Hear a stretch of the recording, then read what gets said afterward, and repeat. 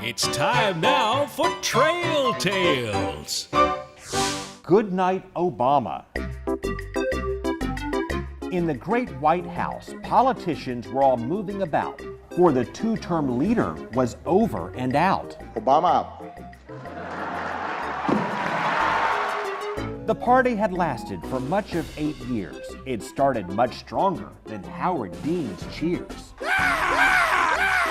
There were fights on health care and years of gridlock, and a leader who sounded at times like the Spock. Was the reference to Spock, is that a crack on my ears? So the wannabes lined up for the chance to replace the two-term wonder who had rallied the base. I have no more campaigns to run. My only agenda, I know because I won both of them. But 4 of the 5 who ran for the chance fizzled out early and got kicked in the pants.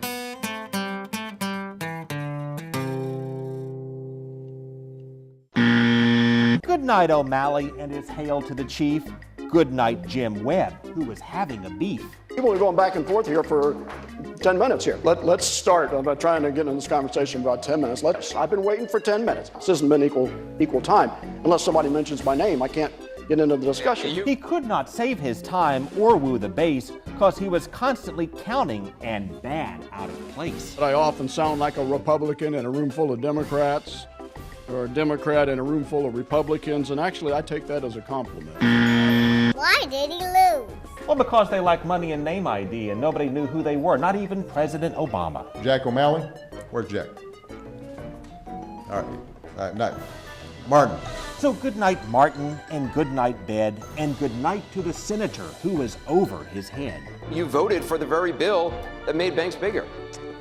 The Glass-Steagall was my very first vote. I just arrived. My dad had died in office. I was appointed to the office. It was my very first vote. Are you saying you didn't know what you were voting for? I just arrived at the Senate.